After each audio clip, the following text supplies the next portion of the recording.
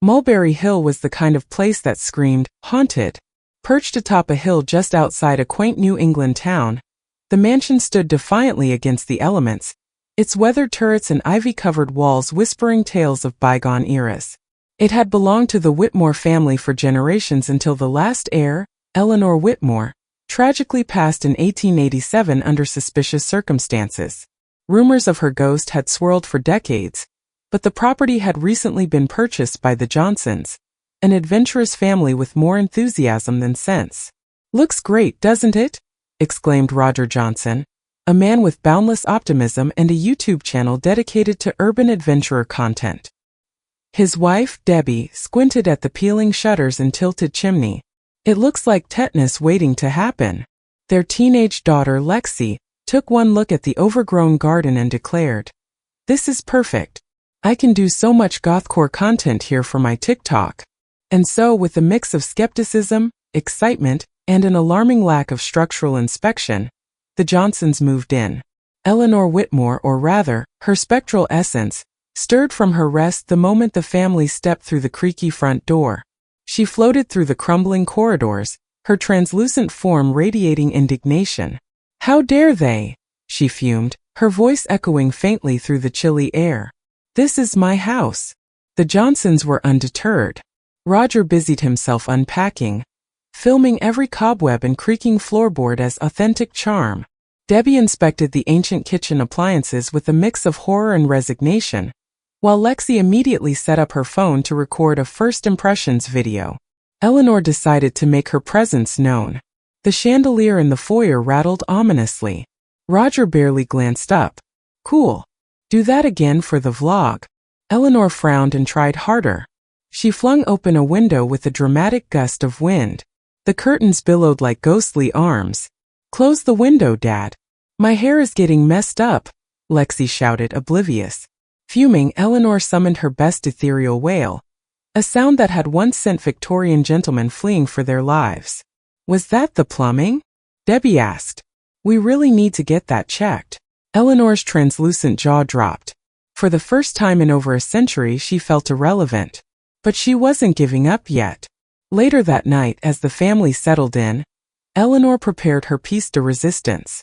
She floated into Lexi's room, her form shifting into a terrifying apparition. Hollow eyes, wild hair, and a blood-curdling smile. Lexi glanced up from her phone. "Oh my God, you're perfect. Can I get a selfie with you?" "What?" Eleanor's ghastly voice faltered. "Seriously, the aesthetic is on point. Do you mind floating over here by the candelabra?" Eleanor obliged, too stunned to resist.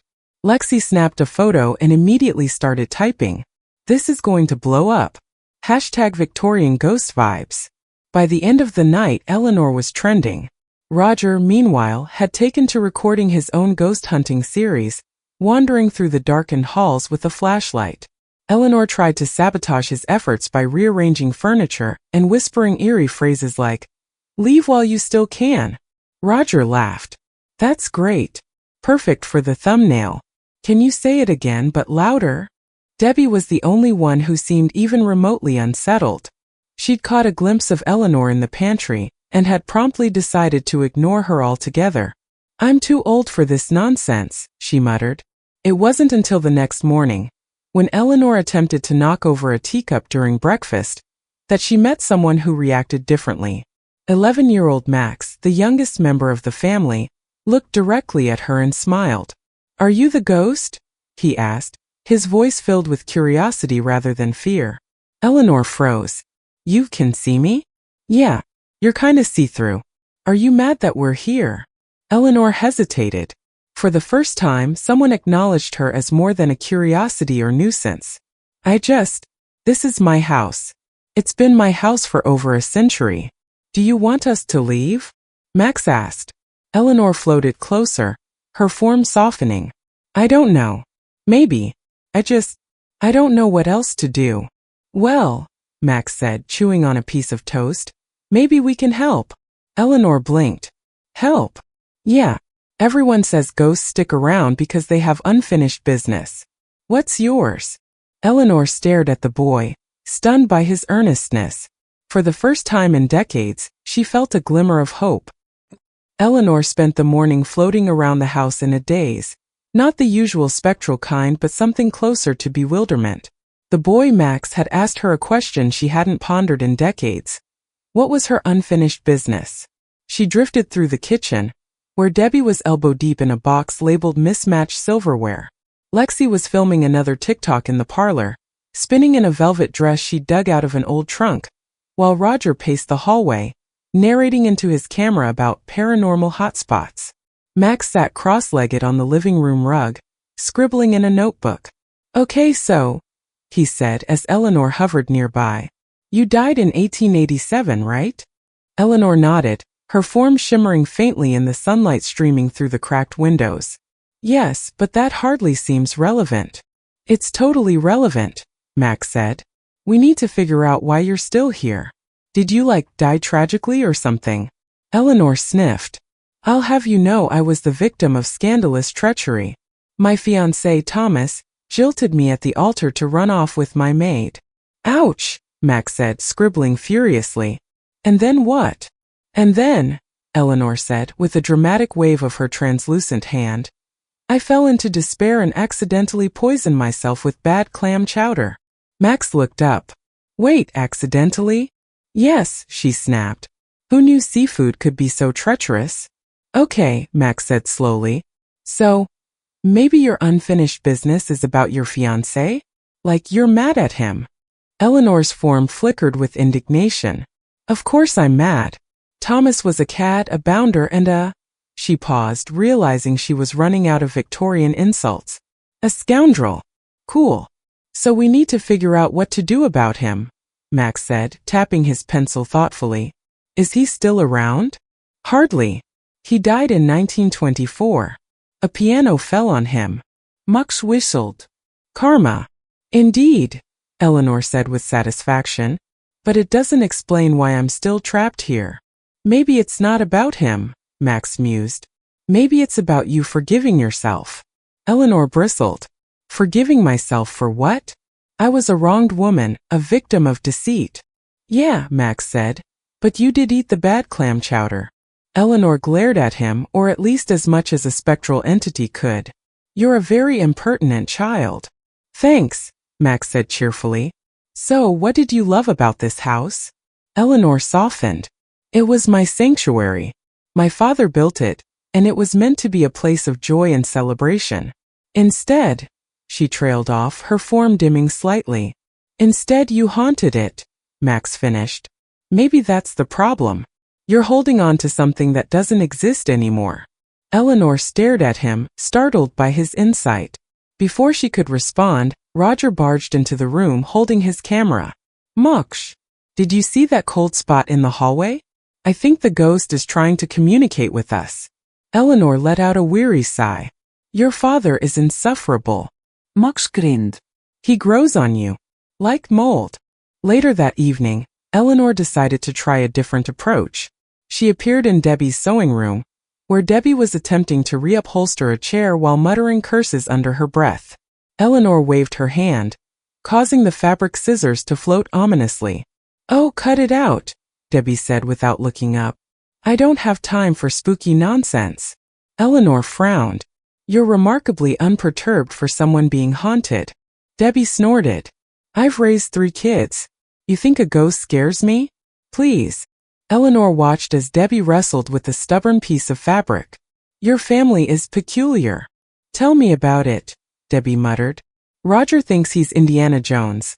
Lexi thinks she's Wednesday Addams, and Max talks to the furniture. You'll fit right in." Eleanor hovered silently for a moment.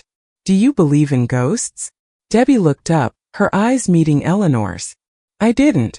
But now? Let's just say I'm keeping an open mind." Eleanor hesitated. "Your son wants to help me." Debbie raised an eyebrow. "Max has a thing for fixing stuff. He's got a good heart." Eleanor's form flickered, a mixture of hope and doubt swirling within her. "Do you think he can?" Debbie shrugged. "Who knows? But if anyone can, it's Max. Just don't expect him to clean his room." As night fell, Eleanor found herself drawn back to the living room, where Max had set up a makeshift seance. Candles flickered, and he sat cross-legged with a Ouija board he'd crafted out of an old pizza box. "Okay," Max said, gesturing for her to sit. "We're gonna figure this out." Eleanor floated down to join him. For the first time in over a century, she felt something she thought she'd lost. A glimmer of hope. Max's makeshift seance was an unusual sight. A pizza box Ouija board, melted birthday candles stuck into leftover soda cans, and a flashlight precariously balanced on a stack of books for atmosphere. Eleanor, unimpressed but oddly intrigued, hovered beside him, her ghostly form shimmering faintly in the candlelight. "All right," Max began, adjusting his glasses with an air of theatrical importance. "Let's figure out why you're still hanging around. We've got to narrow down the possibilities." Eleanor raised an ethereal eyebrow. "I admire your determination, but do you really think a pizza box and soda cans will summon profound revelations?" Max shrugged. "It's what I had on hand." He placed his hands over the pizza box. "Spirit of Eleanor Whitmore, reveal unto us thy deepest regret." Eleanor crossed her translucent arms. "You're mocking me." "Not at all," Max said earnestly. "I'm dead serious.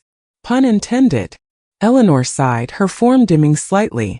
"I told you my deepest regret is tied to Thomas. The betrayal, the humiliation. It's unbearable." Max scratched his head. "Yeah, but he's been dead for ages and you're still here. Maybe it's not about him. Could it be the house itself?" Eleanor's glow brightened slightly. "What do you mean?" "Maybe you're holding on because of what this house represents. You said it was your sanctuary, right? But now it's falling apart, full of cobwebs and broken dreams." "That's quite poetic for a child," Eleanor said, tilting her head. "I read a lot," Max replied, unbothered. "Anyway, do you think fixing up the house might help you move on?" Eleanor considered this. "It might. But how would I even begin?" Max grinned. "You've got a family full of DIY enthusiasts living here. We're terrible at it, but we're persistent." The next morning, Max pitched his idea to the family over breakfast. "So," he began, swirling his cereal, "I think we should help Eleanor fix up the house." Roger, who was reviewing last night's ghost hunting footage, barely looked up. "Eleanor." "The ghost," Max said matter-of-factly. "She's stuck here because the house is in shambles, and it's tied to her unfinished business." Debbie sipped her coffee. "You mean the same house we can barely afford to heat, let alone renovate?" Lexi, scrolling through her phone, perked up. "We could make it an aesthetic restoration project. Retro is trending. I could make a whole series out of this," Roger said, his eyes lighting up. Restoring haunted mansions. A paranormal DIY journey. The views would be insane. Debbie sighed. Fine. "But if this ends with me falling through the floor, I'm haunting all of you." Eleanor watched in disbelief as the family began their chaotic renovation efforts. Roger tackled the overgrown garden with a chainsaw that sputtered ominously. Debbie sanded ancient furniture while muttering about tetanus shots. Lexi turned the ballroom into a moody photo studio, and Max ran back and forth with tools he barely knew how to use. Eleanor floated nearby, occasionally offering commentary. "You'll never restore the wainscoting properly with that technique." Roger jumped, dropping his hammer. "Did she just?" "Yes," Max said, grinning. "She's very particular." "Well," Roger said, brushing himself off, "if she's got tips, I'm all ears." Eleanor blinked, surprised by his acceptance. "Very well. Start with the crown molding in the parlor. It's in dire need of repair." Roger nodded. "Noted." For the first time, Eleanor felt included. It was a strange sensation for a ghost who had spent over a century scaring people away. As the days passed, the house began to transform. The family's efforts, though amateurish, brought a sense of life back to the crumbling mansion. Eleanor found herself drawn into their chaotic world, offering advice on everything from wallpaper patterns to the proper way to polish brass. "You're surprisingly invested," Debbie said one evening as she scrubbed an antique chandelier under Eleanor's watchful eye. "This house is a reflection of my family's legacy," Eleanor replied. "It deserves dignity, even if your methods are unconventional." Debbie smirked. "We do what we can." One evening, as the family gathered around the fireplace, Max brought out his notebook again. "So, Eleanor," he said, "now that the house is coming together, do you feel any different?" Eleanor hesitated. "It's better. But I still feel tethered. Something is missing." "Any other regrets?" Max asked. Eleanor floated silently for a moment. "Perhaps I never truly mourned my own life. I was so consumed by anger and betrayal that I never allowed myself to grieve." The room fell quiet. Even Lexi paused her scrolling. Max closed his notebook. Maybe that's the real unfinished business. Letting go. Eleanor's form flickered, her glow softening. Perhaps. That night, as the family slept, Eleanor drifted through the halls, her thoughts heavy with reflection. She paused in the parlor, where her portrait hung above the mantel, her painted eyes gazing back at her with a mix of sadness and strength. For the first time, she allowed herself to feel the weight of her loss. Not just of Thomas, but of her future, her dreams, and the life she could have lived. It was a bittersweet release, like the final notes of a mournful song. As dawn broke, Eleanor felt a strange lightness. She wasn't free yet, but she was closer. And for the first time in over a century, she believed she might truly find peace. The morning air in the house felt different. Lighter somehow. Eleanor Whitmore, the mansion's resident ghost, couldn't quite place it. Was it the faint scent of freshly baked muffins wafting from the kitchen? Or perhaps it was the absence of Roger's chainsawing noises from the garden. No, it was something subtler. A crack in the icy wall she'd built around herself for over a century. She floated down to the parlor, where Lexi was in the middle of filming another TikTok. The teenager had draped herself in a black velvet cloak and set up a ring light against the newly restored wallpaper. A soundtrack of ominous organ music played faintly from her phone. "In this cursed house," Lexi intoned dramatically to the camera, "a Victorian bride still roams the halls, her heart broken, her soul tormented." She broke character to shout, "Mom, can you turn the vacuum off? It's ruining the vibe." Eleanor hovered nearby, her translucent arms crossed. "This is hardly an accurate depiction of my plight." Lexi turned, a mischievous grin spreading across her face. "Eleanor. Perfect timing. Do you want to be in this?" Eleanor blinked. "In what?" "My TikTok. You're the main event after all. Just float over here and look tragic." Eleanor frowned. "I am not some carnival attraction." Lexi shrugged. "Suit yourself. But I think people would love your story." Eleanor hesitated, her form flickering slightly. "My story?" "Yeah," Lexi said, setting her phone down. "You're like the ultimate goth icon. Betrayal, tragedy, a haunted mansion. It's all so extra. People eat that stuff up." Eleanor regarded the girl thoughtfully. "You truly believe others would care about my tale? Are you kidding? This could go viral. You'd be famous." "I was already famous in a manner of speaking," Eleanor said with a hint of pride. The Whitmore name carried great prestige in its day. "Well, now it can carry hashtags," Lexi said, grinning. "Hashtag Victorian drama, hashtag ghost life, hashtag ethereal queen." "I don't understand half of those words," Eleanor said, but a part of her was intrigued. That afternoon, Lexi and Eleanor worked together to create what Lexi called content. The ghost, initially skeptical, found herself oddly amused by the process. Lexi had a knack for theatrics, and Eleanor's natural flair for the dramatic made her a surprisingly effective collaborator. "Okay," Lexi said, holding up her phone. "Now tell me about Thomas. The betrayal, the scandal. Go full soap opera." Eleanor drew herself up, her spectral glow intensifying. Thomas Worthington was the most charming man I'd ever met. But beneath his dashing exterior lay a deceitful heart. On the day of our wedding, he— "Wait, pause," Lexi said. "You have to float closer to the camera. We need the full ghostly effect." Eleanor obliged, gliding forward with an eerie grace. "As I was saying, on the day of our wedding, Thomas fled with my maid, Clara. The humiliation was unbearable." Lexi's phone buzzed, interrupting the ghost's monologue. "Hold that thought," Lexi said, checking her notifications. "Whoa, the last video is already getting likes." Eleanor sighed, exasperated. "This process is maddeningly disjointed. That's social media for you. Lexi said with a shrug. But trust me, this is gonna blow up. By evening, Lexi's TikTok account had gained hundreds of new followers, all captivated by the hauntingly beautiful ghost of Mulberry Hill. The comments ranged from, "This is so aesthetic," to, "I swear I saw the chandelier move. Legit haunted." Roger, ever the opportunist, decided to capitalize on the momentum. "We should make this a whole series," he declared over dinner. The ghost of Eleanor Whitmore. Her story, her house, her unfinished business. Debbie rolled her eyes. "You're just excited about the ad revenue." "Well, yeah," Roger admitted. "But it's also a great way to connect with the audience.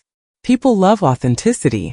Eleanor, who had been silently observing from the corner of the room, floated forward. "Authenticity, you say? Very well. If sharing my story brings clarity to my purpose, I shall cooperate." Roger blinked. "She's in." "She's in," Max confirmed, grinning. "Cool," Roger said. "Let's schedule an interview segment tomorrow." "Interview?" Eleanor echoed, her translucent brow furrowing. "What on earth is that?" "It's where you sit down and talk about your life," Lexi explained. "Like you're on a reality show." Eleanor floated higher, her glow intensifying. "I am a Whitmore. I shall not degrade myself with such frivolities." "Think of it as sharing your legacy," Max suggested. "Like preserving history." Eleanor hesitated, then nodded regally. "Very well. But I expect this interview to be conducted with dignity." The next morning, the family set up a makeshift studio in the ballroom, complete with soft lighting and an antique armchair for Eleanor to sit in. Roger asked questions while Lexi filmed, and Max took notes. "Tell us about your happiest memory in the house," Roger began. Eleanor's glow softened. "It was the winter of 1886. My father hosted a grand ball, and the halls were filled with music and laughter. I wore a silver gown, and for one night all was right in the world." The room fell silent, the family unexpectedly moved by her words. Even Lexi lowered her phone for a moment. "Why do you think you're still here?" Max asked gently. Eleanor's form flickered. "I suppose. I'm afraid to let go. This house, my life, it's all I've known. To leave it behind feels like losing myself." The room grew quiet again. Even Roger, normally focused on angles and lighting, seemed at a loss for words. Finally, Debbie spoke. "Maybe letting go isn't about losing yourself. Maybe it's about finding peace." Eleanor looked at her, the faintest hint of a smile crossing her ghostly face. "Perhaps you're right." As the interview wrapped up, Eleanor felt something she hadn't experienced in decades. Hope. For the first time, she believed that her story might finally come to an end, not with sorrow but with grace. By the next morning, Lexi's TikTok account had exploded.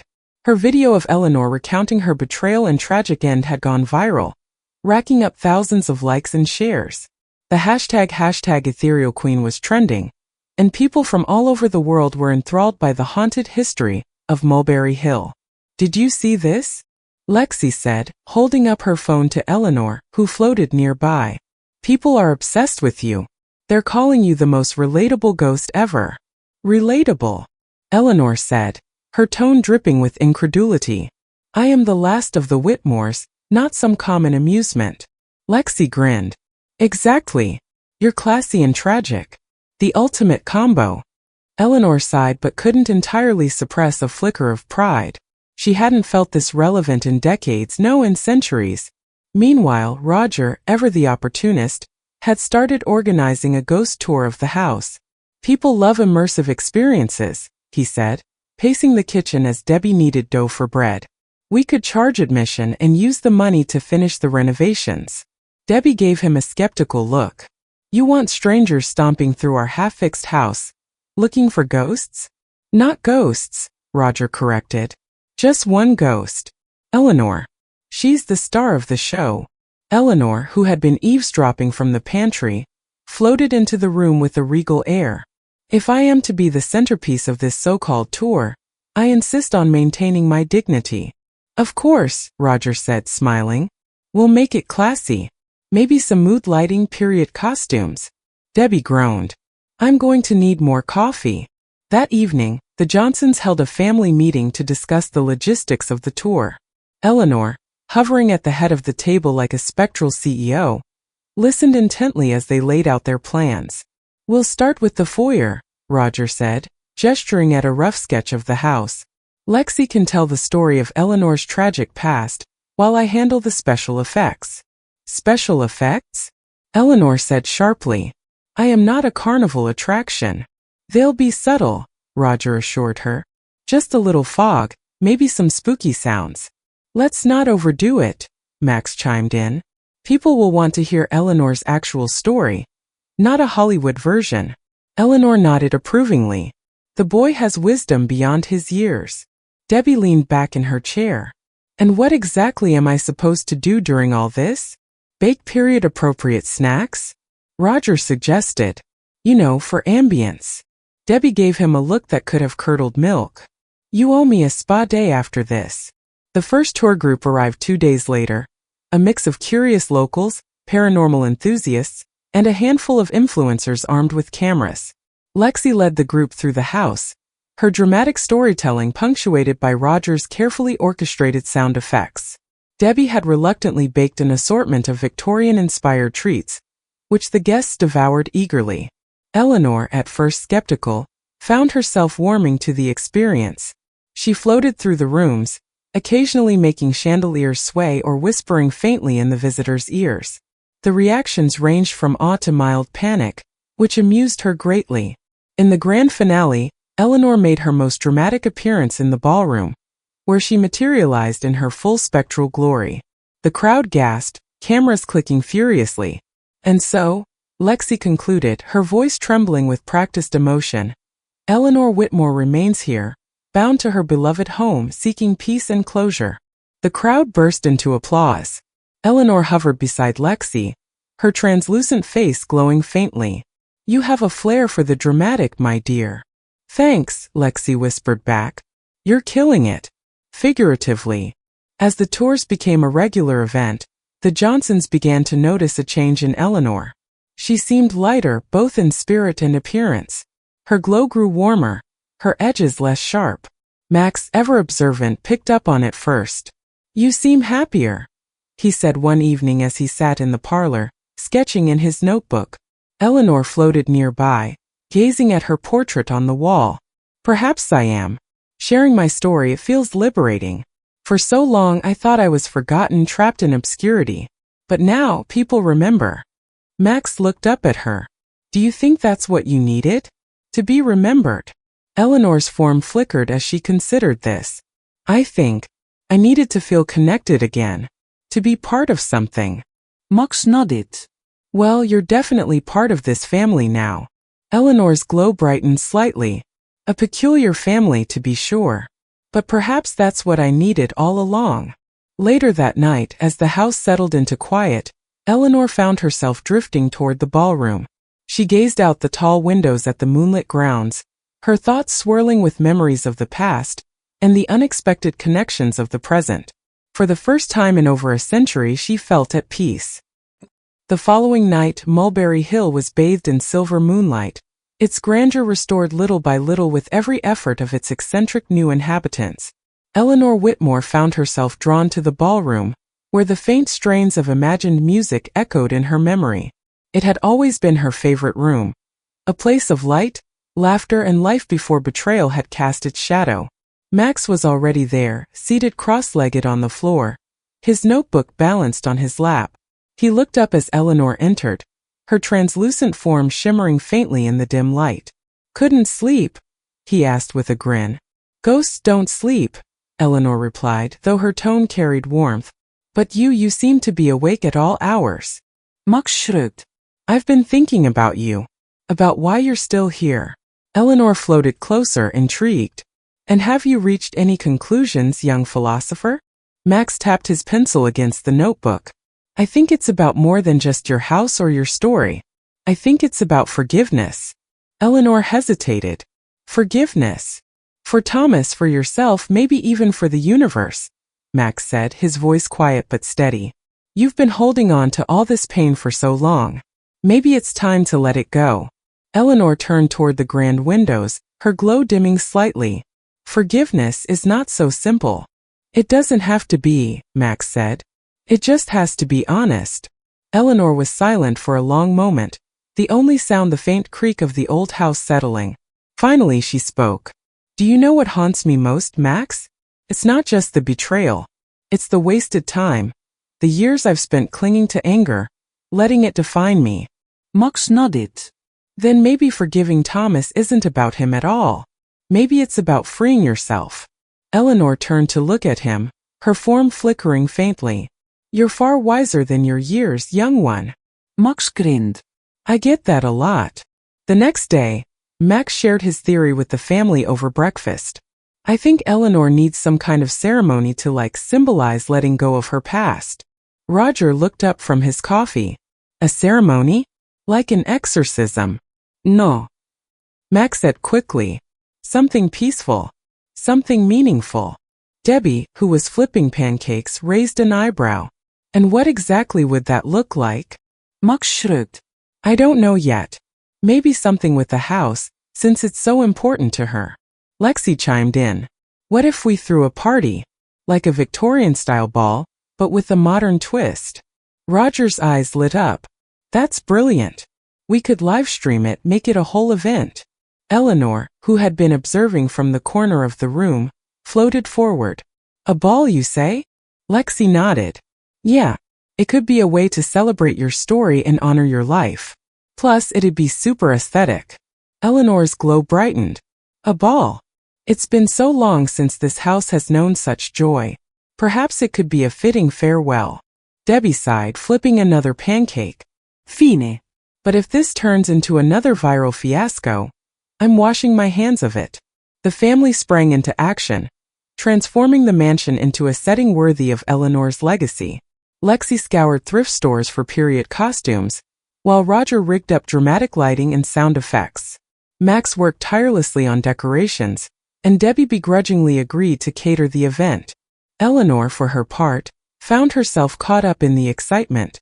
She floated through the house, offering advice on floral arrangements and table settings, her spirit buoyed by the family's enthusiasm. It's almost perfect, she said one evening, surveying the ballroom. But something is missing. What?